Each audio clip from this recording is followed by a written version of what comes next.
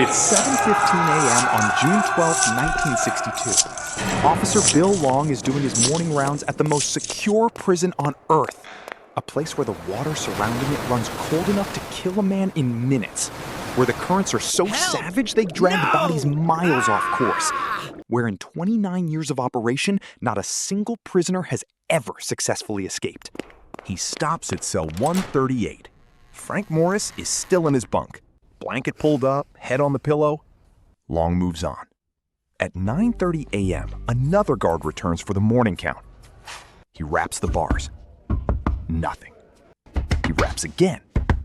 He reaches in and shakes the figure in the bunk.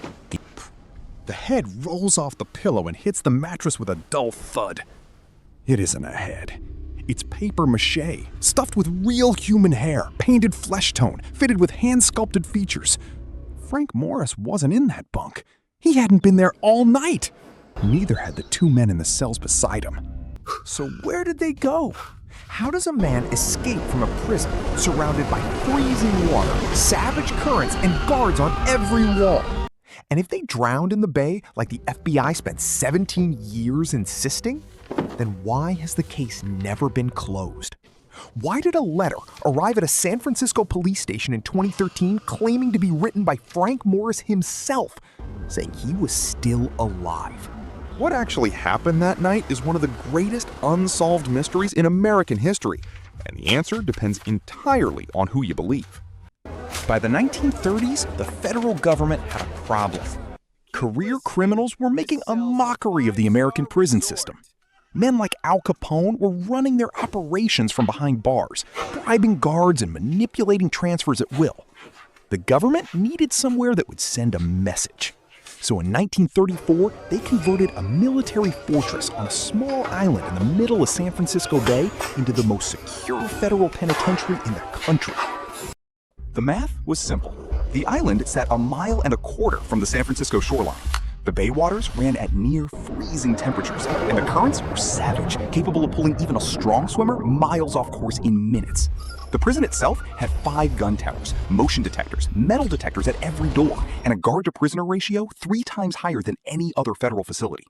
In its 29 years of operation, there were 14 escape attempts involving 36 men. Of those, 23 were caught immediately. 6 were shot dead. 2 drowned. 5 were officially listed as missing, presumed drowned. None were ever confirmed to have made it. Alcatraz wasn't just a prison. It was a message. Don't leave here. Frank Morris had been receiving that message his entire life. He was abandoned by his parents at age 11 and bounced through foster homes across the American South.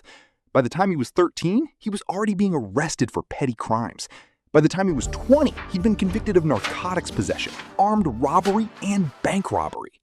He was intelligent, genuinely, measurably intelligent, with an IQ later recorded at 133. But that intelligence had never been pointed at anything except breaking out of whatever facility the state put him in. He escaped from a Florida prison in 1955. He escaped again from a Louisiana penitentiary. By 1960, the government had decided they were done housing Frank Morris anywhere that had a door he could reach.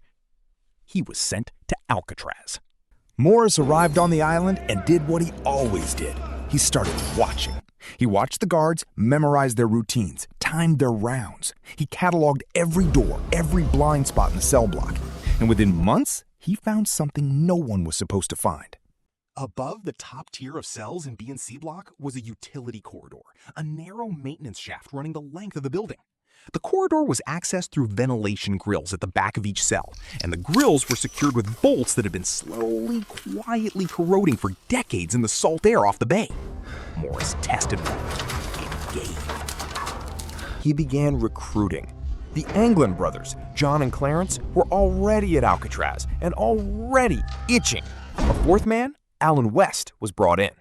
The 4 of them began building one of the most meticulous escape plans ever assembled inside a prison. Spoons stolen from the cafeteria and a crude drill fashioned from a vacuum cleaner motor, they spent their nighttime hours slowly grinding away at the concrete around their cell ventilation grills. The noise was covered by a weekly accordion concert held in the cell block, When guards walked the tier, the men were in their bunks. The moment the footsteps faded, the work resumed. Each night, Morris climbed up into the utility corridor and worked on the next phase. Up in the shaft, the men were building. They constructed lifelike dummy heads from soap, toilet paper, and concrete dust, painted and fitted with real human hair collected from the barbershop floor over months. They assembled life preservers and a raft from over 50 stolen raincoats, carefully vulcanizing the seams with heat from the steam pipes running through the utility shaft. They built paddles, they studied the tides. Alan West fell behind. His grill was harder to loosen than the others, and he couldn't catch up. On the night of June 11, 1962, Morris and the Anglin brothers decided they couldn't wait any longer. West worked furiously to free his own grill as the other three climbed to the roof and disappeared into the dark. He never made it out. He was still in his cell when the guards found the dummies the next morning. West told investigators everything. The route over the roof, down a kitchen vent pipe, across a fence to the water's edge at the northeast corner of the island. The plan was to inflate the raft and paddle north toward Angel Island, then cross the smaller channel to Marin County on the mainland and vanish. West gave him timelines, materials, methods, everything except what happened after the water. The FBI launched one of the largest manhunts in American history. They recovered a homemade paddle near Alcatraz the next morning. They found a bag containing personal effects belonging to the Anglins, along with pieces of the raincoat raft washed up on Angel Island. A customs boat reported seeing a man floating face down in the bay that same night, but the body was never recovered. 2 weeks after the escape, a Norwegian freighter reported spotting a body in the bay in a blue prison uniform, but again, nothing was ever found. The FBI officially investigated the case for 17 years. Their conclusion was that the three men drowned in the bay. The currents were too strong, the water too cold, the raft too crude. It was, they decided, statistically impossible that all three had survived. But the case was never closed. In 1975, a woman in Brazil Please, contacted you American must authorities come. claiming her Clarence son had recently Anglin told her is something she here. couldn't keep quiet. Her son said he had run into Clarence Anglin in South America. The lead went cold. In 2013, a letter arrived at the San Francisco Police Department, handwritten and postmarked in the Midwest. Bombshell. The writer claimed to be Frank Morris, said he was 83 years old, said he had lived a quiet life under a different name. Names. Said the other two men had died in the years after the escape. Clarence in 2008, John in 2011. He offered to turn himself in exchange for medical treatment and a 1-year sentence.